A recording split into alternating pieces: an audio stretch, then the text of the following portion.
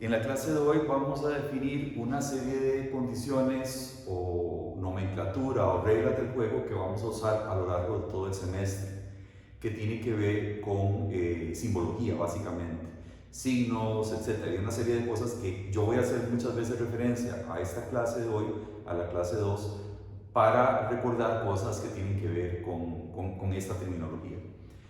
El tema se va a llamar estado de esfuerzos.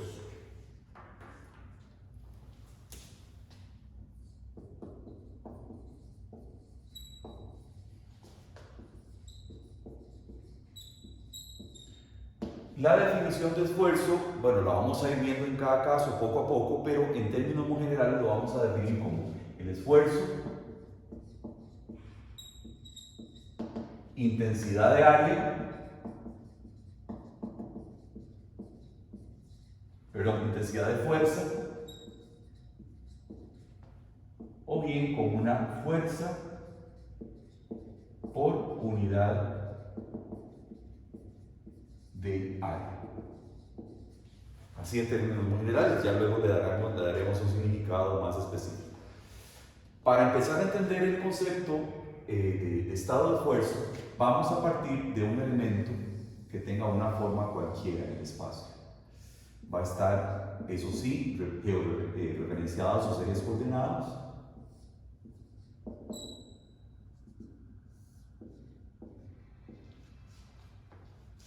Y va a tener una serie de fuerzas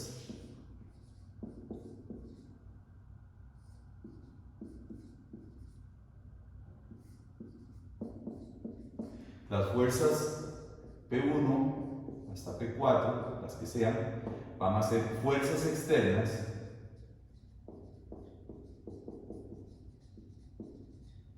en equilibrio.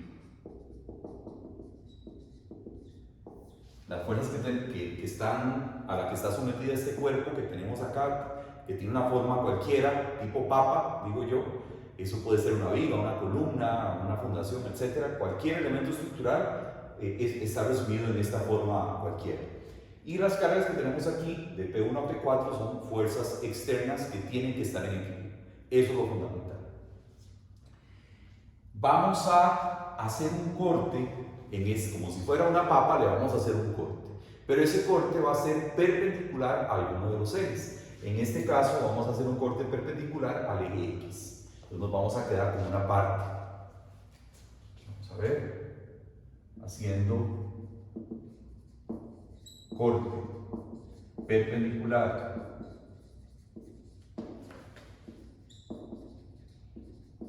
al eje X.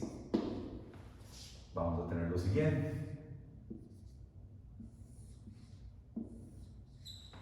La forma es más o menos así. Aquí vamos a hacer un corte.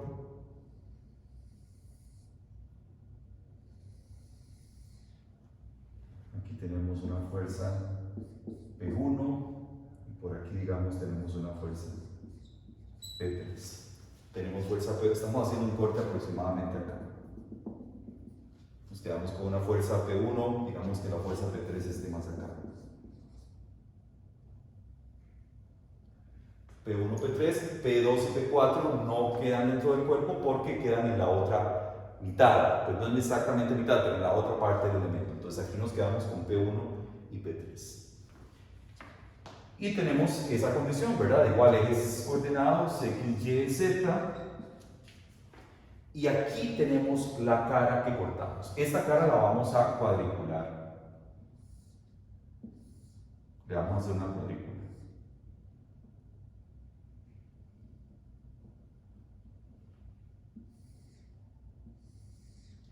De esa manera. Es el corte que hicimos nosotros, se apareció eso que cuadriculamos. Resulta que en cada uno de estos cuadritos va a haber una delta F sub I. Digamos delta F sub 1, por aquí tenemos una delta F sub 2, y ahí va la cosa. Aquí tenemos una delta F sub 3, etc. Digamos, esta es la sub I. Si yo hago la sumatoria desde i igual 1 hasta n de delta F sub i, obtengo la fuerza interna total. O sea, si yo sumo los aportes de fuerza que me da cada uno de estos cuadritos que tengo acá, si hago una sumatoria de esas fuerzas, obtengo la fuerza interna total que se genera en esta sección para mantener el equilibrio de P3, de P1 y P3, ¿verdad? Porque si yo hago el corte, esto queda desequilibrado. Tiene que aparecer una fuerza interna para equilibrarlo, como ya ustedes aprendieron en mecánica. Cada cuadrito de estos puede ser que aporte una fuerza diferente o puede ser igual, eso ya dependerá de cada caso en particular de carga interna que tengamos, pero digamos que en general puede ser diferente, no solo en magnitud, sino que en dirección. Vean que cada uno puede estar aportando una dirección diferente. Voy a centrarme en uno de estos cuadros, voy a centrarme en este cuadro.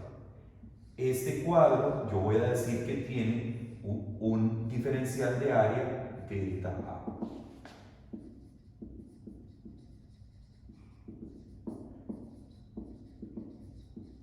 Diferencial de área delta A. Y en él va a estar saliendo una fuerza.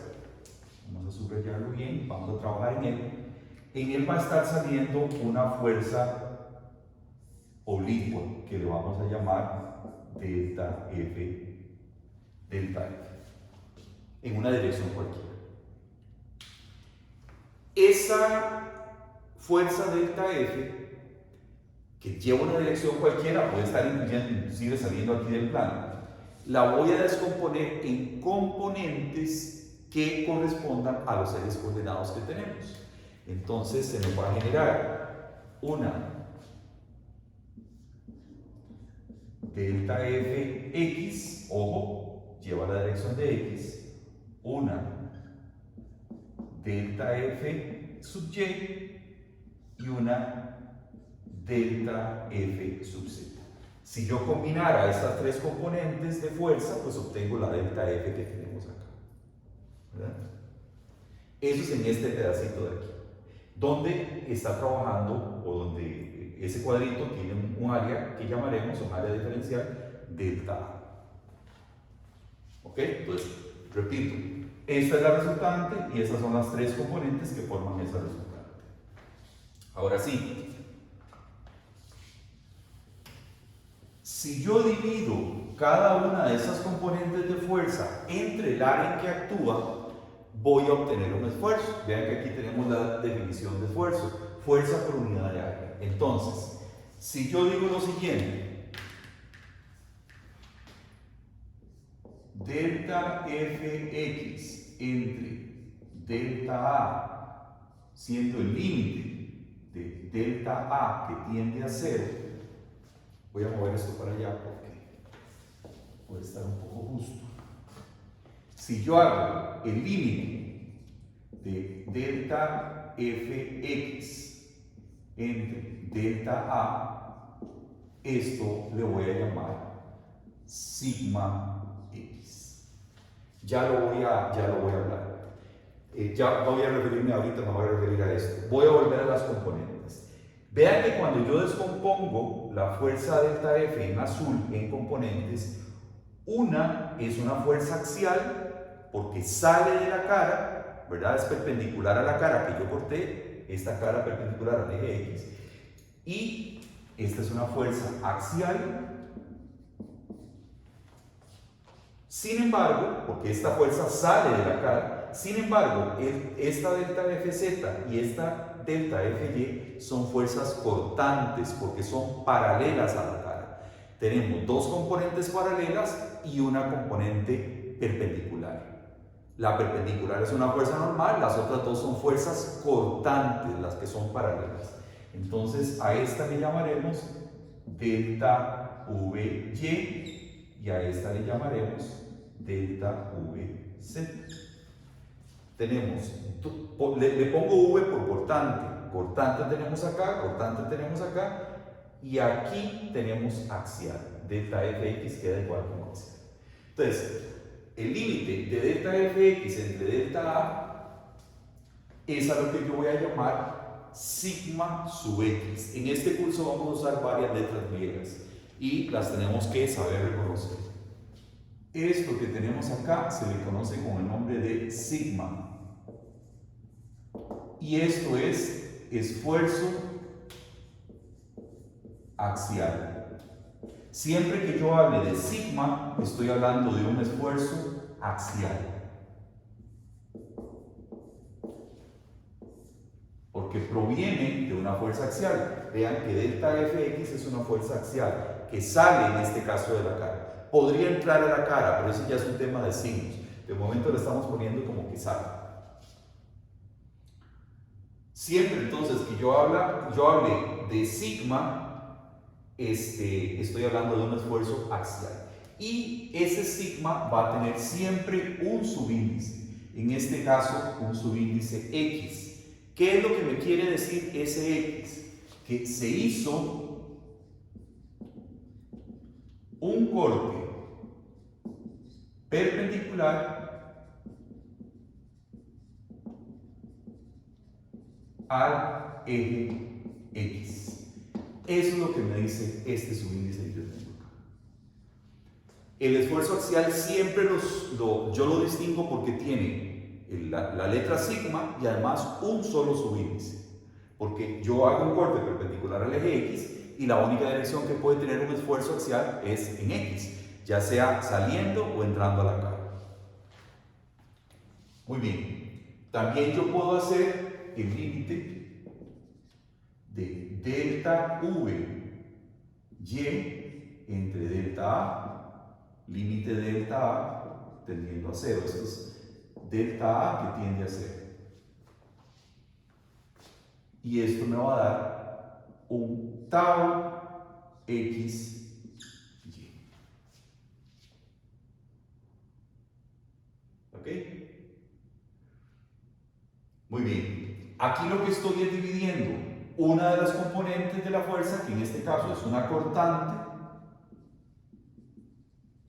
¿Cuál es la particularidad de la fuerza cortante? Que es paralela a la superficie de corte, no es perpendicular, es paralela. Entonces, una fuerza cortante entre delta A teniendo el diferencial de área 0 me da un nuevo esfuerzo. El primero sería esfuerzo axial, este sería esfuerzo cortante. Cortante porque proviene de una fuerza cortante. Esta es una fuerza axial. Y entonces tenemos aquí otra letra griega que se llama tau.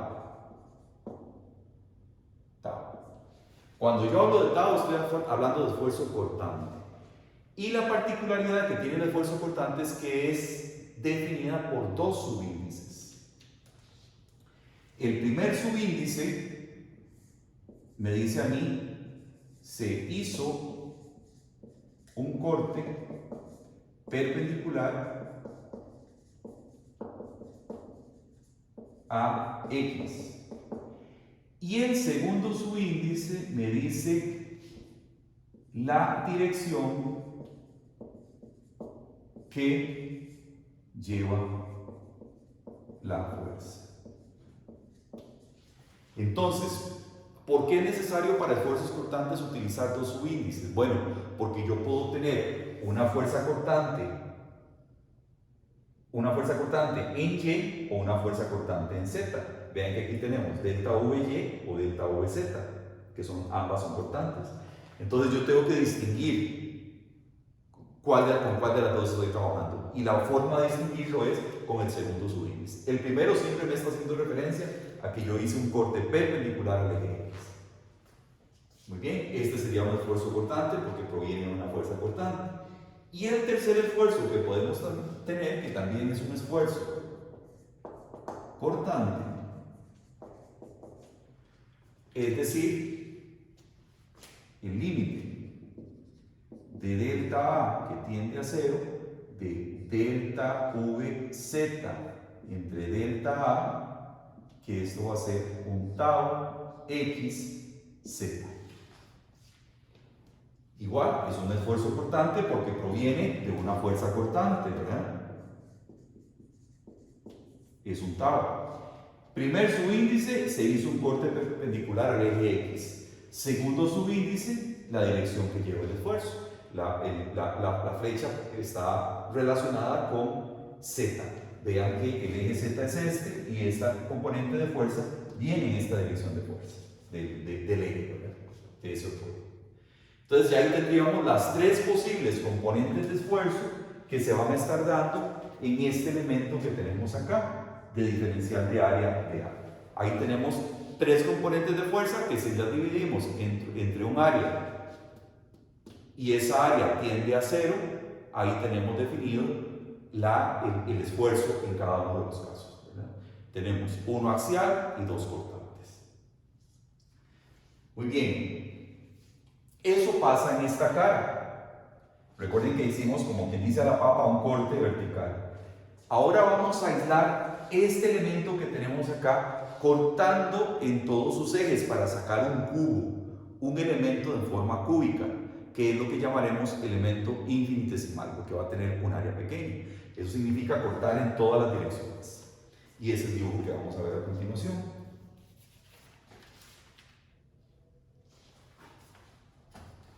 Terminen de copiar.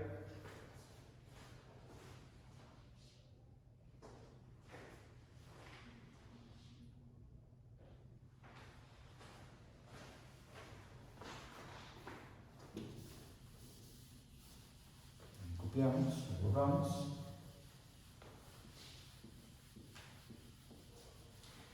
Y entonces, bueno, voy a dejar eso ahí para orientarnos. Entonces vamos a tomar el elemento infinitesimal, que significa cortar en todas las direcciones ortogonales,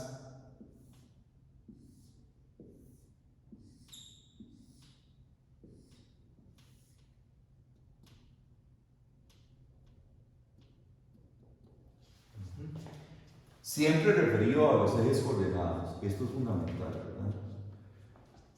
Muy bien. Entonces, en esta cara de acá, que vendría a ser la cara que tenemos aquí, vamos a tener las siguientes componentes de esfuerzo. Un sigma X, un tau XY,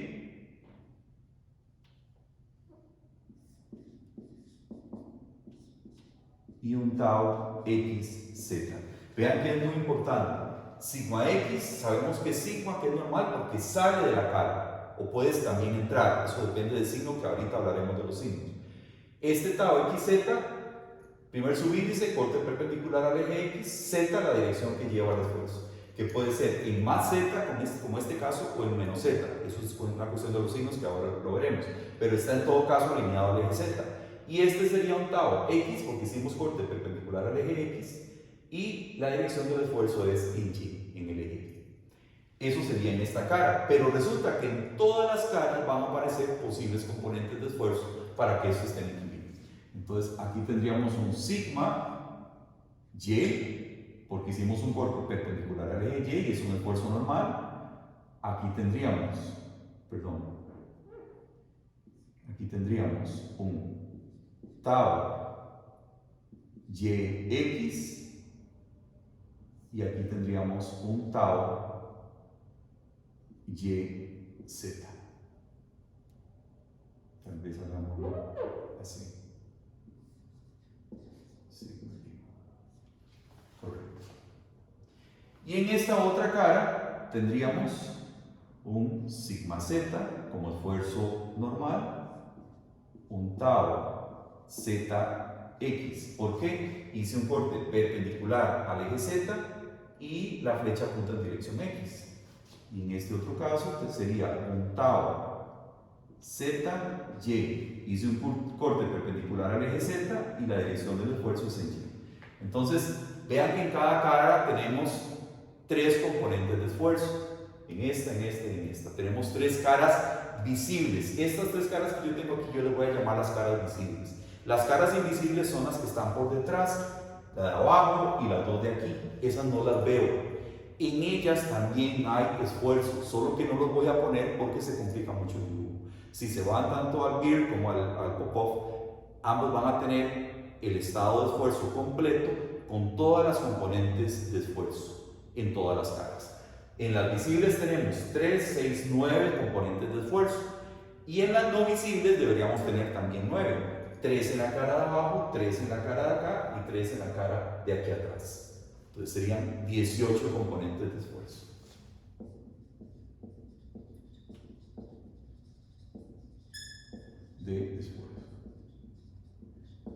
Luego veremos que hay igualdades, hay unos que se igualan a otros, pero eso lo veremos más adelante. Esto que estamos viendo aquí es lo que llamaremos como estado de esfuerzos. Estado de esfuerzo, siempre que yo hable de eso, es un elemento que tiene cúbico, que tiene un tamaño pequeño, todos son dimensiones infinitesimales. Vean que esto va a tener dimensión de Y, de Z, de X. Son cantidades pequeñas, es un cubo muy pequeño. Y en el cual ponemos todas las componentes de esfuerzo que hay, ¿verdad? Algunas de ellas podrían ser cero. Estamos viendo el caso más general donde hay todas las posibles componentes de esfuerzo, ¿verdad? 9 en las caras visibles y 9 en las caras no visibles. Muy bien. Estado de esfuerzo que estamos viendo acá también lo podemos representar como una matriz y es lo que se conoce como tensor esfuerzo.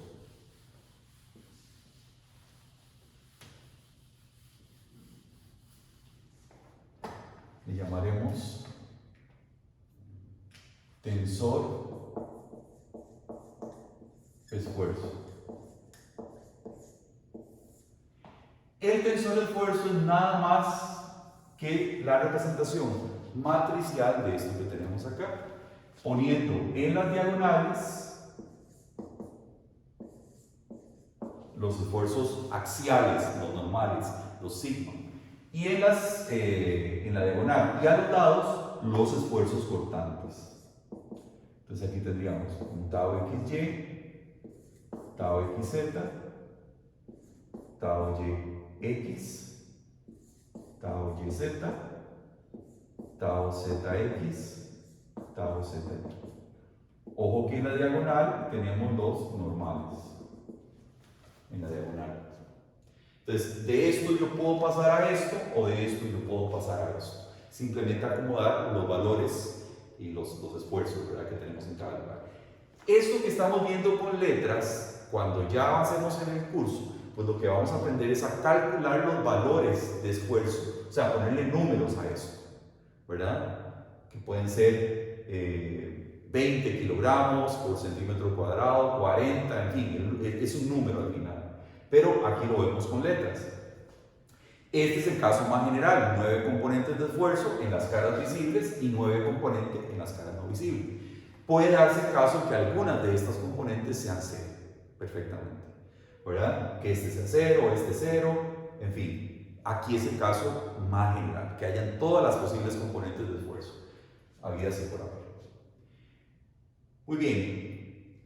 Ya sabemos que identificamos como sigma los esfuerzos normales, conmutados los esfuerzos cortantes. Los cortantes requieren 2 subíndices para poder reconocerlos, para saber de qué estamos hablando, y los axiales solamente un subíndice. Ahora vamos a hablar el tema de signos, porque resulta que los esfuerzos pueden tener signo, pueden ser positivos o negativos. Entonces, signos. Primero que todo vamos a ver los axiales. Los axiales son muy sencillos. El signo del esfuerzo axial es muy sencillo. Y es de la siguiente manera. Si el esfuerzo sale de la cara, esto es positivo.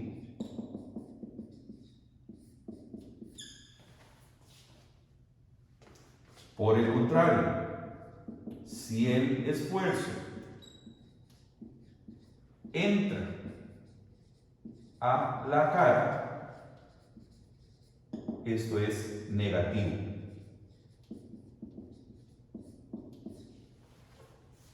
¿ok? Entonces vean los esfuerzos que tenemos acá. Este sigma X, ¿qué está haciendo? Sale de la cara sería esta. Si sale es positivo. En este caso sigma Y sale de la cara, es positivo. En este caso sigma Z sale de la cara, es positivo. En este caso los tres esfuerzos axiales son positivos. Es simplemente entrar o salir. Si yo lo quisiera ver negativo, pues sería de esta manera. El esfuerzo axial entra a la cara. Eso sería negativo. Pero bueno, no confundamos todavía el dibujo. Sin embargo, existe esa posibilidad de que la flecha no vaya saliendo, sino entrando. Eso lo volvería negativo. Los esparesfuerzos cortantes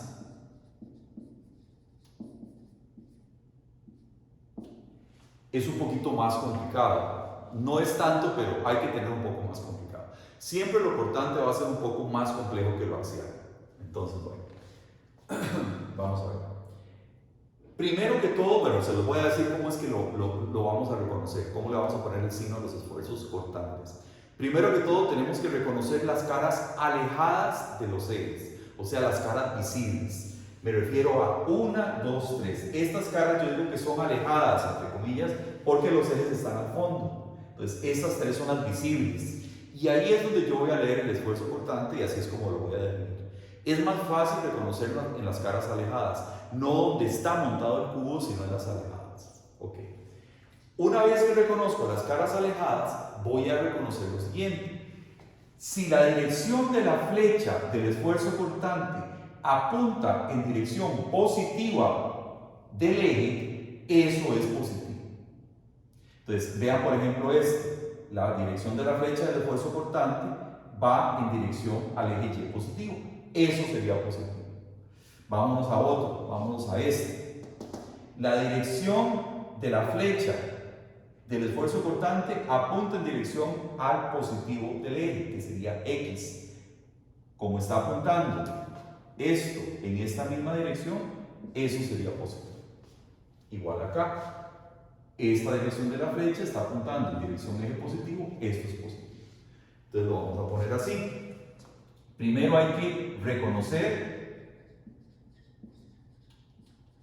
las caras alejadas de los ejes. Eso es lo primero. O sea, lo que conocemos como caras visibles. Las caras visibles, recordemos que el cubo tiene 6 caras, van a ser 3 caras visibles, que son esas 3, y 3 caras que no vemos, que son las ocultas, las que están detrás. Entonces, primero nos vamos a las caras visibles, y en ellas vamos a decir lo siguiente: si la dirección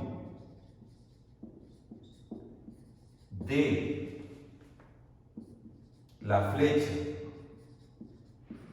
de tau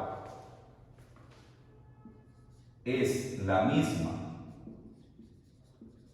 que la del eje positivo, tau es positivo.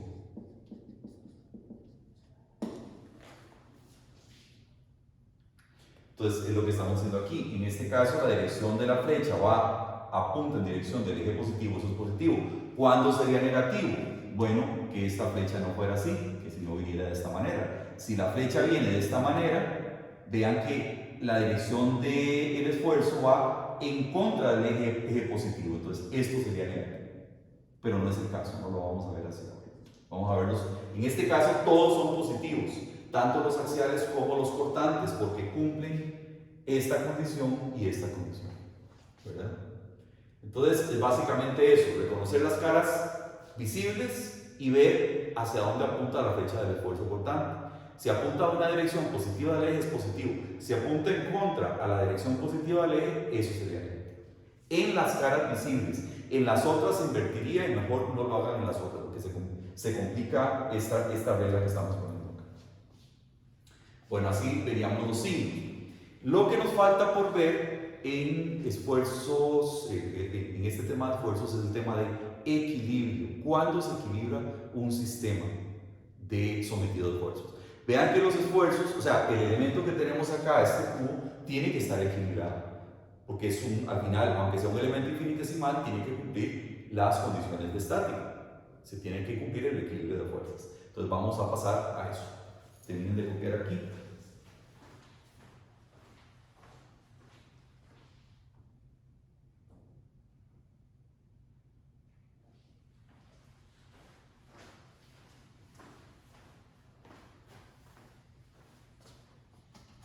Bien.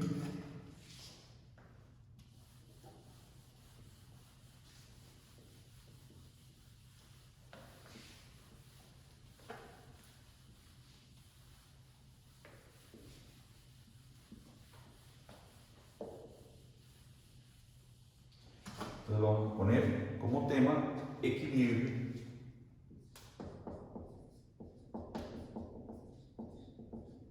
de esfuerzos. Vamos a empezar con el caso de axial. ¿Ok? Ahora, todo aquello que teníamos como un montón de flechas, vamos a irlo viendo caso por caso para ir entendiéndolo mejor. Cuando hablamos de axiales, vamos a hablar primero de axiales puros. Cuando hablamos de axial puro es que no existe cortante. Eso es un caso particular, pero perfectamente puede darse.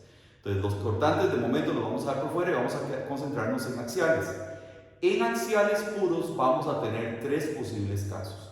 Uniaxial, que es esfuerzo en una sola dirección axial.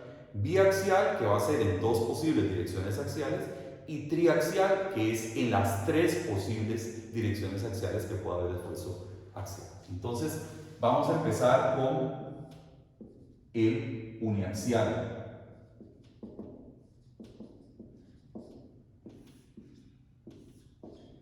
Entonces, en el caso uniaxial, vamos a tener nuestro elemento infinitesimal, nuestro cubo, referenciado a los ejes coordenados x, y, z. Recordemos que las dimensiones que tiene son de x, de y, de z. Esas son las dimensiones que tiene. Entonces vamos a suponer que hay un esfuerzo axial acá, un sigma x, saliendo de la cara x, que sería en este caso positivo. ¿Estará él en equilibrio con una sola componente de esfuerzo? Bueno, debemos cumplir con sumatoria de fuerzas en x igual a 0. ¿Cómo paso de esfuerzo a fuerza? Ya dijimos que de fuerza a esfuerzo paso dividiendo la fuerza entre el área.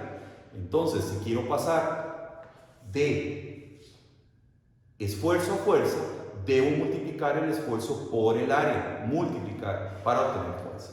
Entonces, ¿cómo convierto este esfuerzo en fuerza? Basta multiplicar el esfuerzo por el área en que actúa. Entonces aquí tendré sigma x por en qué área actúa, dy, perdón, aquí hay un error.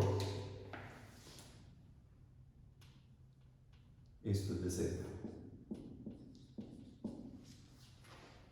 De x, de y, de z son las dimensiones de este cubo. Entonces, ¿por quién debo multiplicar sigma x para convertirlo en fuerza?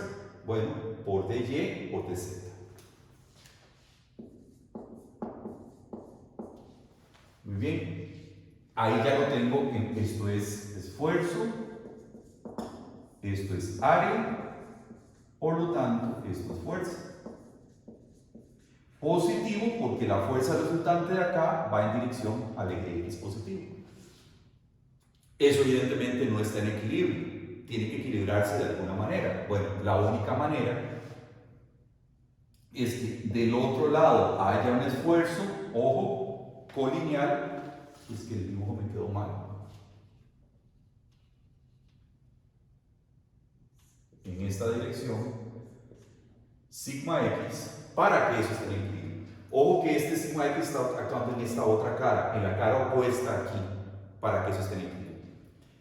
Y debe llevar esta dirección. Ojo la flecha va saliendo. ¿Por qué debe llevar esta dirección? Porque si la flecha fuera en esta dirección, al convertirlo en fuerza, esta fuerza y esta fuerza se sumarían. y no estaría en equilibrio, el elemento se mueve. Entonces la única manera de mantenerlo en equilibrio es aplicando una fuerza en dirección, un esfuerzo en dirección opuesta. De manera que lo convierto en fuerza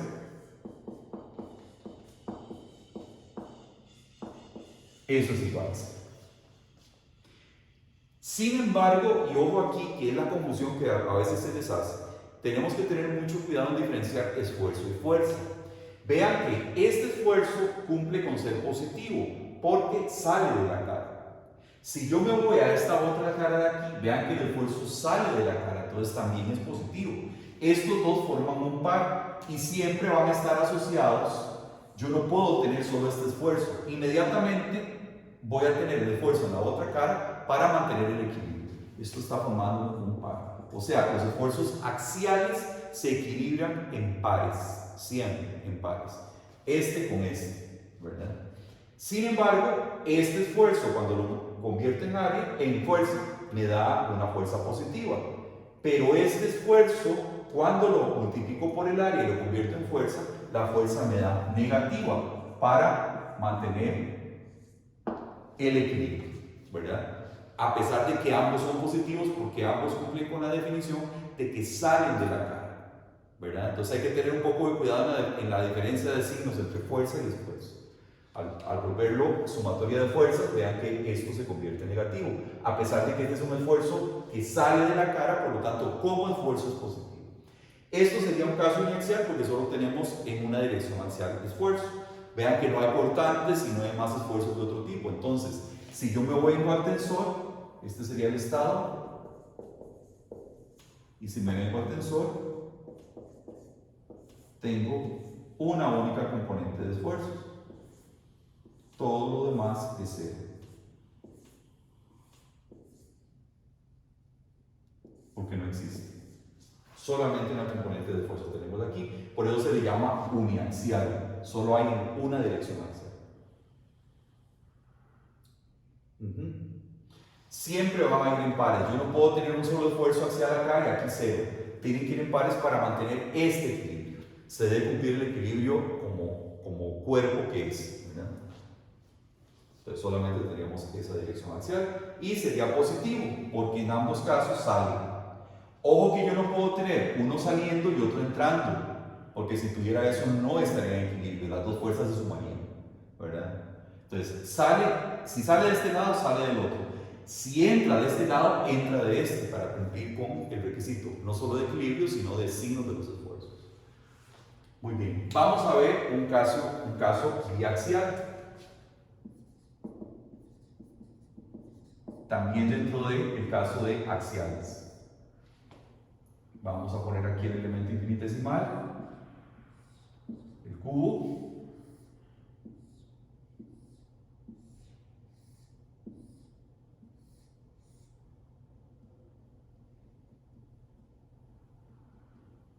X, Y, Z. Las dimensiones que ya le conocemos, ¿verdad? De X, de Z, de Y. Y vamos a poner así. Vamos a poner un sigma Y y un sigma Z.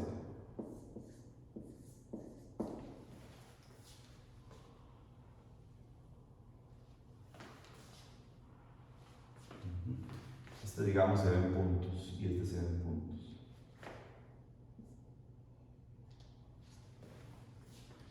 Se ven puntos porque este está entrando en la cara no visible y este está entrando por la cara no visible de abajo. Estos dos sí se ven. ¿Está en equilibrio? Sí lo están, porque en este caso ambos entran y en este caso ambos entran. No hay esfuerzo en X, hay esfuerzo en Y y en Z. ¿Qué signos tienen? Negativos, porque están cumpliendo con que este entra y este entra, este entra y este entra. Nuevamente vemos que la única manera de que funcionen es que estén en pares. Este hace par con este y este hace par con este. ¿Verdad? Yo no podría tener este entrando y este saliendo, porque al hacer sumatoria de fuerzas en Z, el elemento se desplazaría, porque se sumarían las dos fuerzas. Aquí tenemos que cumplir sumatoria de fuerzas en Y igual 0, sumatoria de fuerzas en Z igual 0, en este caso. Haciendo este mismo procedimiento. Si hago sumatoria de fuerzas en Y, sería sigma Y por el área, que sería de Z de X. Esta fuerza sería negativa, esta fuerza sería, cuando lo convierto en fuerza, positiva, porque va hacia arriba, y entonces se cancelan como pasó acá, igual. O sea, se equilibran, que es lo que andamos buscando. Si esto lo vemos en un tensor,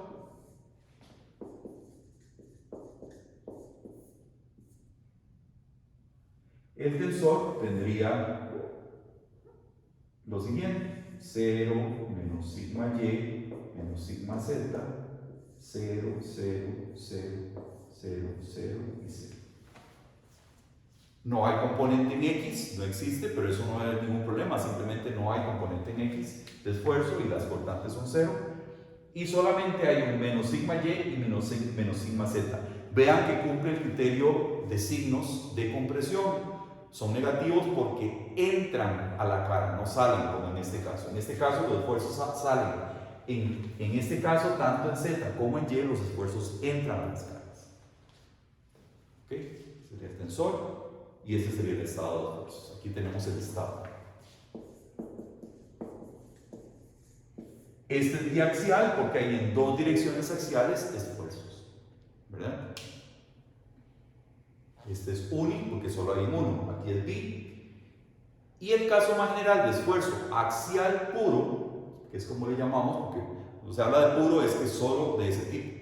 El caso más general de esfuerzo axial puro sería el triaxial, o sea que en tres direcciones axiales haya esfuerzo.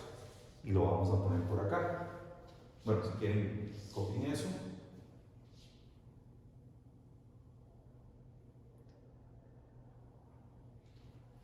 Ajá.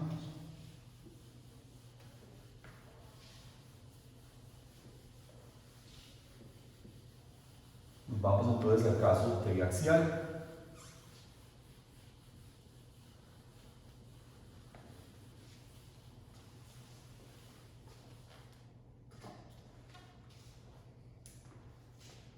Entonces estamos en constante puro. Y perdón, axial puro.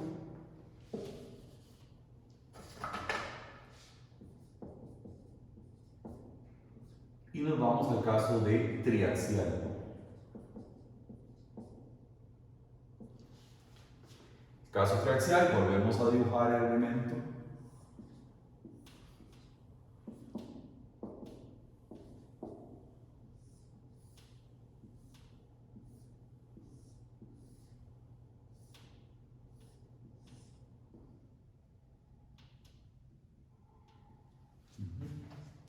Igual, las dimensiones tenemos aquí de X, de Z, de Y. Y vamos a poner en las tres direcciones axiales. Pongamos, digamos, así. Ojo que hay que apuntar las dos, ¿verdad? A pesar de que en el dibujo complejo que yo hice con muchas componentes de esfuerzo, no les puse los esfuerzos en las caras no visibles, ahí también hay componentes y ahora los estamos viendo acá. No lo puse para no recargar el dibujo, pero tiene que haber. Siempre este tiene que estar con su par del otro lado.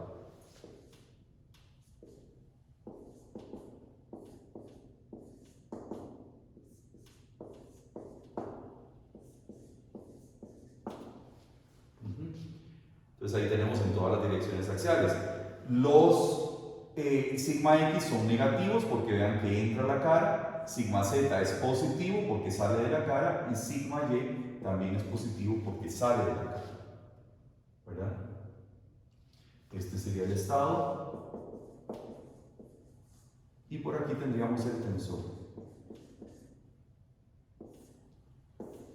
El tensor sería simplemente en la diagonal poner menos sigma X, sigma Y positivo, sigma Z positivo. Aquí 0, 0, 0, 0, 0 y 0. En la diagonal tenemos componentes distintos de 0, y las demás son 0 porque es axial puro, pero este axial, por lo tanto, tenemos en las tres direcciones axiales esfuerzo axial. Ese sería el caso más general de axial puro, tener en las tres componentes axiales esfuerzo, cuidando el signo. Aquí son negativos porque entran a la cara y estos otros son positivos porque salen de la cara. Es axial, es bastante fácil. Ahora nos vamos a ir al caso de cortante. Cortante es un poquito más elaborado, como siempre, tiene ahí un poquito más de cosas. Y vamos a poner cortante puro, equilibrio. Vamos a ver equilibrio. Igual, vamos a dibujar el elemento infinitesimal.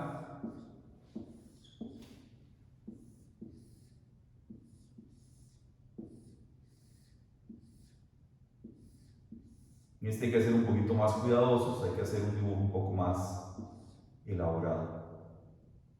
Ese es el mismo dibujo, pero hay que tener más cuidado con las componentes del esfuerzo. Dx, esto es x, y, z, dx, dz, dy. ¿Bien? Bueno, cortante, recordemos, es un esfuerzo paralelo a la cara. Entonces pongamos, por ejemplo, este, que sería un tau que. Primer subíndice, corte perpendicular al eje. En este caso, corte perpendicular al eje Y. Segundo subíndice, la dirección que lleva el esfuerzo. En este caso, X. Y es positivo porque la flecha apunta en dirección positiva de X, ¿verdad? Muy bien. El solito se podrá equilibrar, tal y como está ahí. Bueno, igual, tengo que cumplir con sumatoria de fuerzas en X igual a 0. ¿Cuál es la fuerza que genera esto? Sería un tau XY por el área. ¿En qué área actúa XY? En dz de X.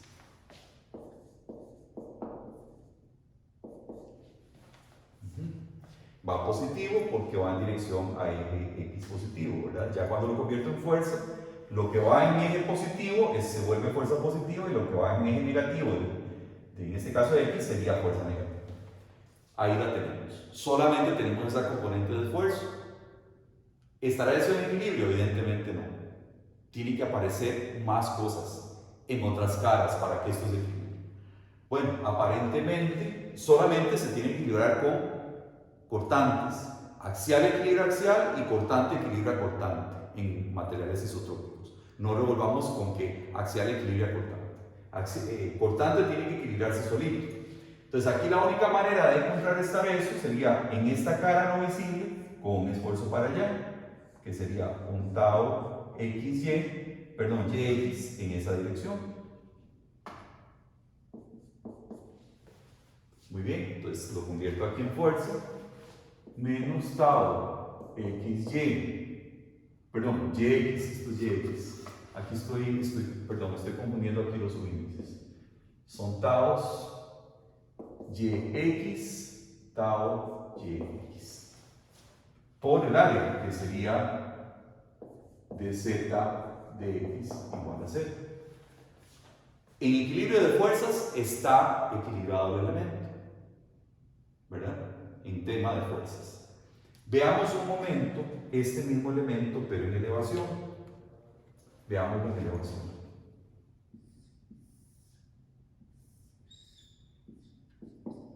XY, Z sale aquí, y aquí estamos poniendo una componente de esfuerzo para acá, un tau yx, y aquí estamos poniendo una componente acá, tau yx.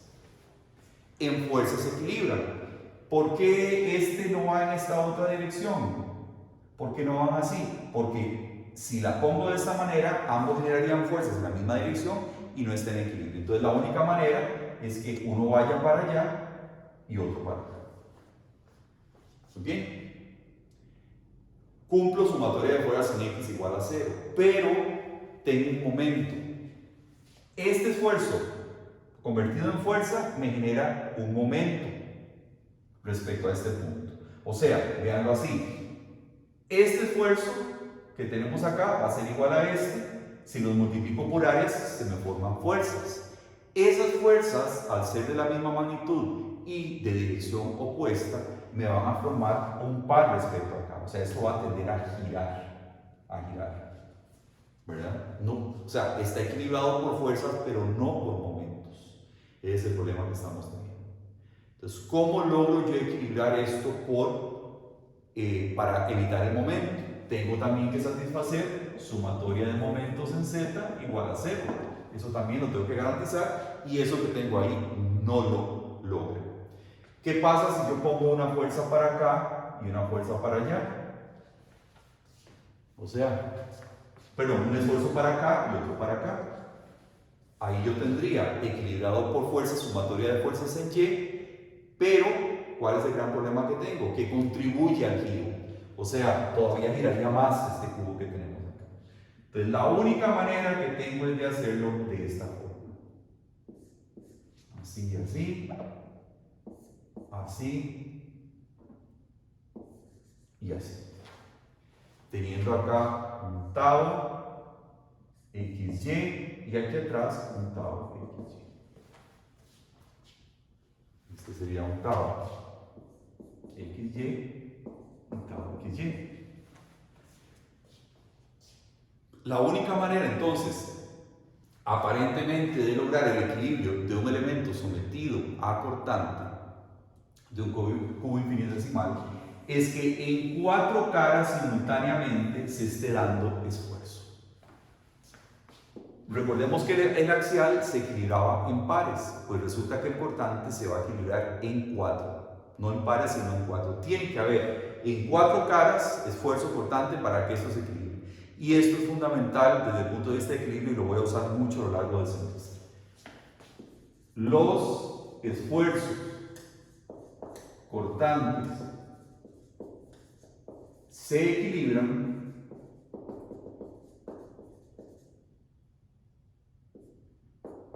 si se dan en 4 caras.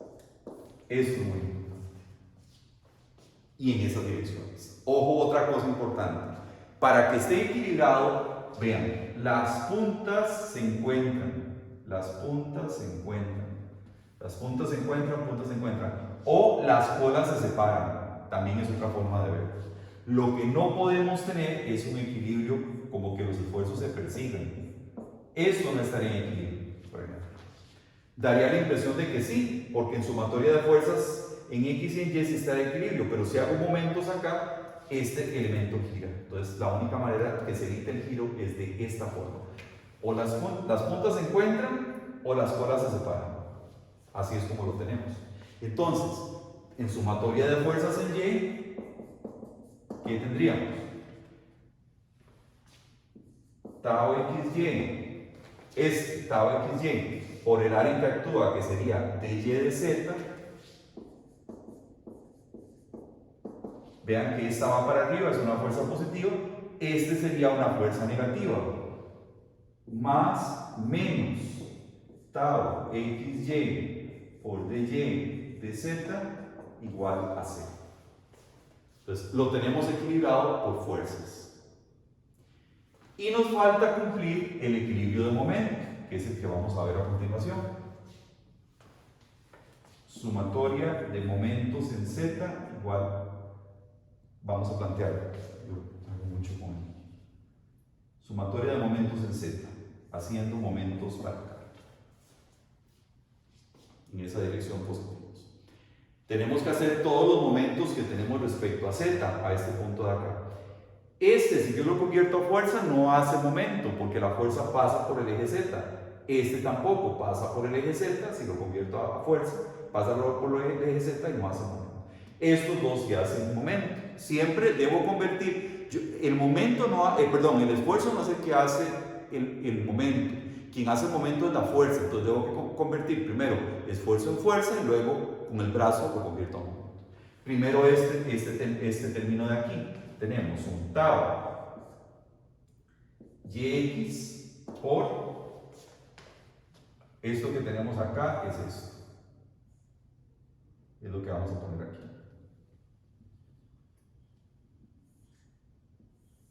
Todo este término va a ser este.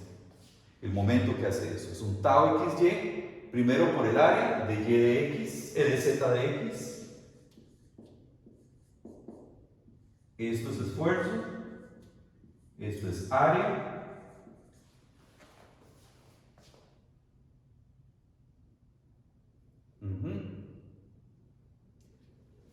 Eso es esfuerzo por área, me da fuerza.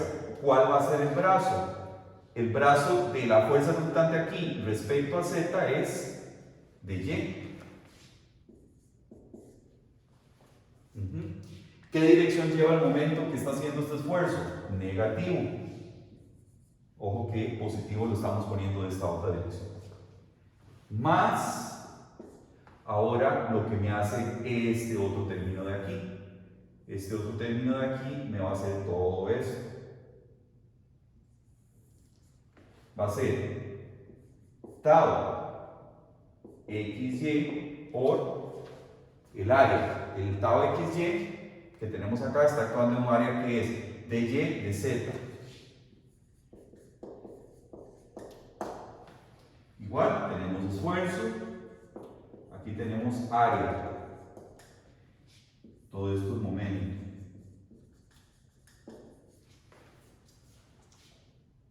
Entonces aquí tenemos esfuerzo, área y falta multiplicar por el brazo. ¿Cuál es el brazo de este esfuerzo convertido en fuerza? ¿Cuál es el brazo respecto a z? Esta distancia que sería dx. ¿Qué dirección lleva el momento que me hace esta resultante, la fuerza resultante de acá respecto a z? Positivo, por lo tanto es positivo. Eso está bien. Esto es brazo. Esto es brazo. Y esto que tenemos aquí es brazo. Pues todo esto hace momento.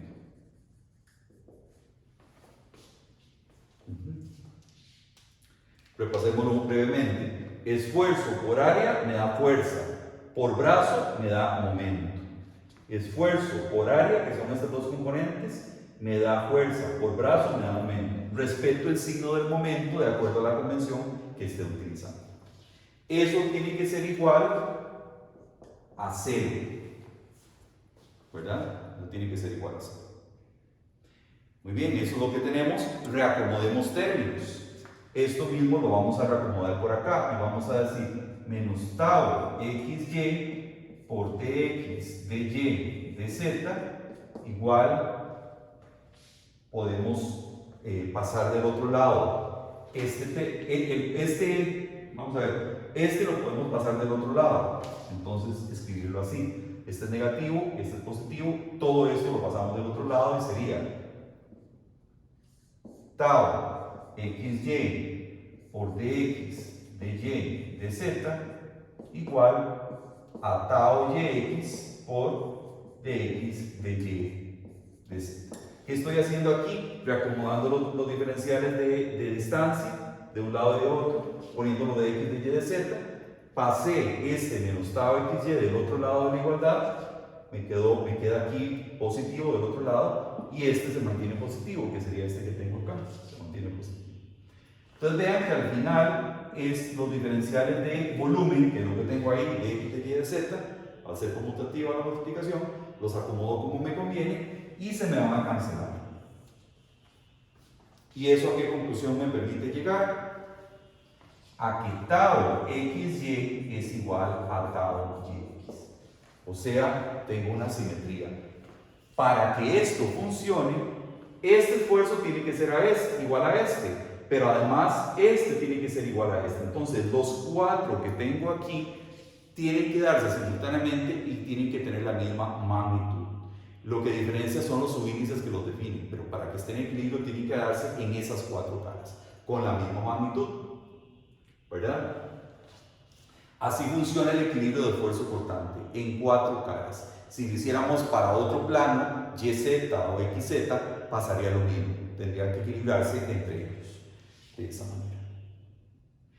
Y llego a esta conclusión, tau XY igual a tau YX. Esto en términos general sería tau IJ igual a tau JI para todo IJ que sea X, Y o Z. Esto sería como lo más general. Entonces es interesante porque el tensor esfuerzo que hemos venido viendo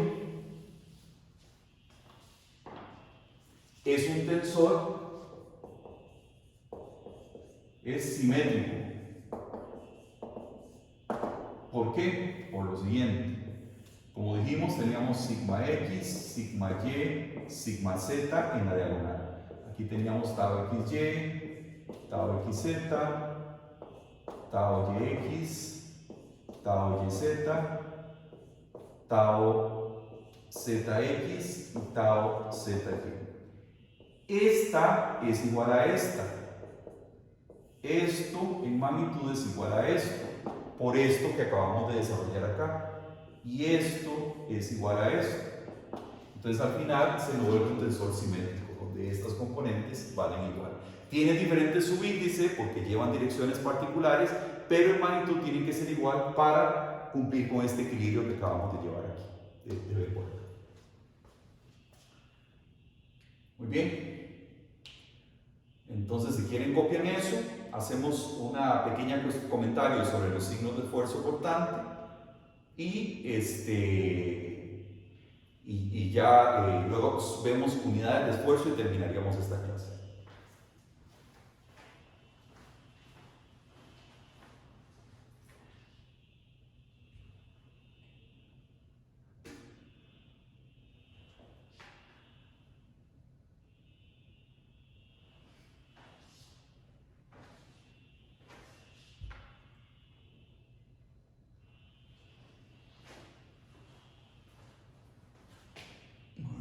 Para acá, porque por si alguien nos está viendo ahí.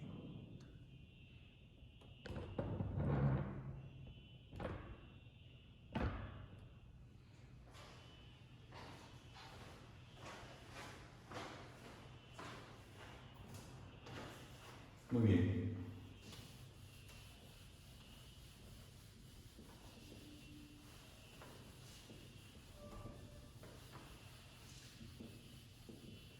Y ahora, bueno, la convención de signos ya la habíamos definido, pero me interesa de los esfuerzos cortantes repasarla un momento.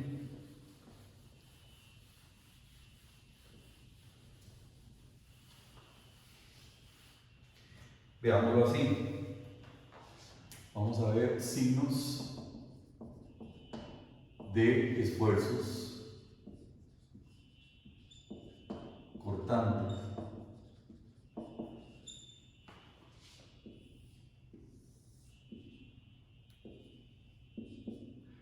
Vamos a verlo aquí en el plano, nada más. Entonces, este caso. Ya vimos que si tenemos un esfuerzo acá, un tau x, y, él no se puede dar solo. Tiene que aparecer uno acá, un tau yx, y también en las otras caras, un tau xy y un tau yx. Estas dos son las caras visibles, lo que yo comento como caras visibles, y la cara donde están montados los esfuerzos son estas dos de acá. Entonces yo voy a leer el esfuerzo, el signo del esfuerzo, a partir de los esfuerzos que están en las caras visibles, que serían estas dos, no estas dos.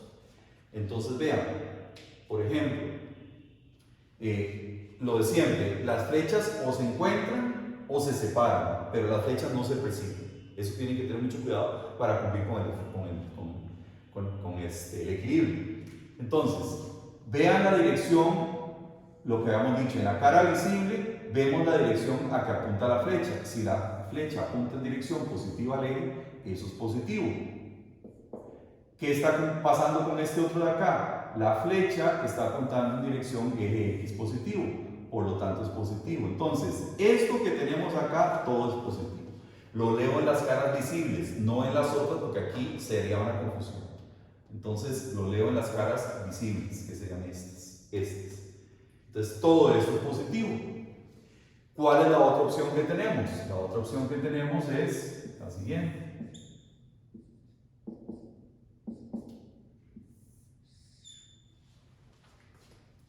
Tendríamos esto, esto, esto y esto. Vean que las flechas se encuentran o las colas se separan. Este sería un tau XY, este sería un tau YX, tau YX y tau XY. Igual me voy a las caras visibles y reviso.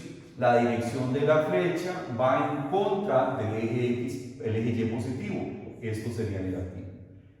En este otro, la dirección de la flecha va en contra de la dirección positiva del eje. Esto sería negativo. Entonces, todo esto es negativo. Las cuatro componentes son negativas, ¿verdad? A pesar de que lo leo en las caras visibles, esto es negativo y esto es positivo. Ambas se pueden dar. Eso ya dependerá del caso, ¿verdad? Entonces hay que tener mucho cuidado con eso, con ver la dirección de la flecha respecto al eje respectivo positivo. Si coinciden es positivo. Si el eje positivo va en contra de la dirección positiva del esfuerzo, de la dirección de la flecha del esfuerzo, eso sería negativo. Okay. Y así para XY, YZ, XZ, que cumple igual. Muy bien, y ya para finalizar, bueno, copien eso, para finalizar lo que vamos a ver es las unidades de esfuerzo. ¿En qué unidades vamos a trabajar en el curso? ¿O en qué unidades se trabaja? ¿Les quieren copiar eso?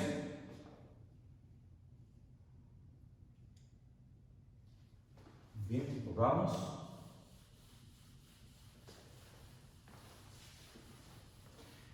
Recordemos que el esfuerzo es una fuerza por unidad de área, ¿verdad?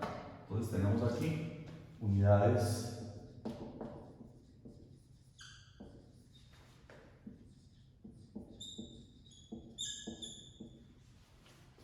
entonces, esfuerzo va a ser igual a una fuerza por unidad de área. Entonces, vamos a poder trabajar en tres posibles sistemas de unidades. El oficial es el sistema internacional en Costa Rica, pero hay muchos catálogos y información y libros que vienen en otros sistemas de unidades, como el sistema inglés o el sistema MKS. Entonces tenemos que familiarizarnos en los tres, a pesar de que el oficial sea el sistema internacional. Entonces, en sistema internacional,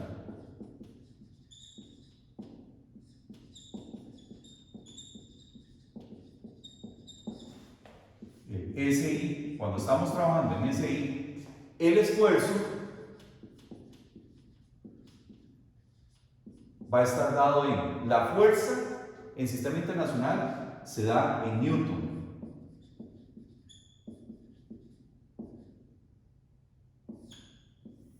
Y el área se da en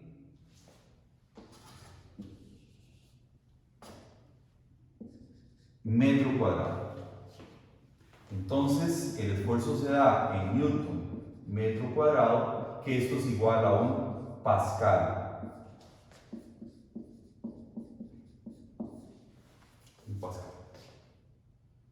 Ya, tengo que llevármelo todo a newtons, las fuerzas, y el área en metro cuadrado. No newton, centímetro cuadrado. Eso no es un pascal. Pascal tiene que estar en el sistema internacional. La fuerza en newton y la unidad de área en metro cuadrado. Pascal. La unidad pascal es una unidad muy pequeña, entonces el pascal funciona mejor, digamos, 1 pascal, 2 pascales, 3 pascales funciona bien para tuberías, para presiones de agua y eso, ustedes lo verán en fluidos más adelante. En elementos estructurales se suele hablar de cantidades en pascales muy grandes, entonces tenemos megapascal, tenemos kilopascal, megapascal o gigapascal. Esto sería 10 a la 3 pascales. Esto sería 10 a la 6 pascales y esto sería 10 a la 9 pascales. Usualmente se trabaja en megapascales. Los esfuerzos típicos en una estructura van a andar en el orden más o menos de megapascales. Entonces a 10 a la 6 pascales. Porque un pascal es una cantidad muy pequeña. Bueno, el sistema internacional. Tenemos también sistema MKS. ¿Verdad? Entonces, el esfuerzo va a estar dado en kilogramo fuerza, en kilogramos, por centímetro cuadrado. La unidad del sistema MKS, la unidad de área es centímetro cuadrado, la unidad de fuerza es kilogramo fuerza. También puede darse en toneladas, centímetro cuadrado, bueno, kilogramo por centímetro cuadrado. Esas son las dos usuales. Tonelada, metro cuadrado no existe, por ejemplo. Aquí estaría combinando sistema internacional con sistema MKS. Siempre la unidad de área en sistema MKS es centímetro cuadrado. Esta la vamos a usar mucho porque hay muchos esfuerzos que uno ya tiene visualizado como ingeniero y que así vienen de los catálogos y demás en kilogramos centímetro cuadrado. Entonces ya no tiene ciertos valores en la cabeza en este sistema de unidades. Por eso es que se sigue utilizando mucho. ¿Ok? Entonces es o tonelada centímetro cuadrado o kilogramo centímetro cuadrado. Estos serían 1000 kilogramos, igual a una tonelada. Aproximadamente se usan 1000. Y el tercer sistema de unidades que se utiliza es el sistema inglés. ¿Por qué se utiliza? A pesar de que es más bien de Estados Unidos. Porque muchos catálogos y muchas piezas son fabricadas en ese país. Entonces, las especificaciones vienen en el sistema inglés y tenemos que saber utilizarlo también. Entonces, el esfuerzo en sistema inglés sería... ¿Cuál es la unidad de fuerza? Sería libra LB por pulgada cuadrada. Libra por pulgada cuadrada nos da el esfuerzo en sistema de unidad inglés. ¿Ok? Libra por pulgada cuadrada. O sea, aquí lo vamos a ver como libra por pulgada cuadrada.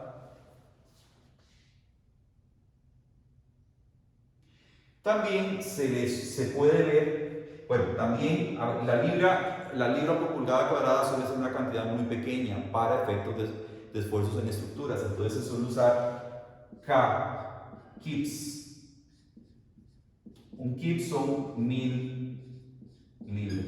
1000 libras es un kip. Un kip son 1000 libras. Entonces hay una unidad que se suele utilizar que es KSI. KSI significa kip square inch, o sea, kips por pulgada cuadrada. Esto sería 1000 libras por pulgada cuadrada. Eso es KSI. Cuando hablamos de KSI es que estamos hablando de 1000 libras, ¿verdad? Entonces, por ejemplo, tenemos 2 KSI, serían 2000 libras por pulgada cuadrada. O poner directamente 2000 libras por pulgada cuadrada, si lo vemos acá. Es parecido a aquello, ¿verdad? Es un factor de este caso de 1000 que se utiliza para hacer más pequeño el número, ¿verdad? Ya sea que lo usemos en libra o lo usemos en kips. Bueno, esas serían las unidades que vamos a dar en el curso. Normalmente trabajamos cada problema en un sistema de unidades, pero podría darse el caso de tener que pasar de un sistema a otro. No es lo usual, pero algún problema de tarea o así puede venir en esas condiciones.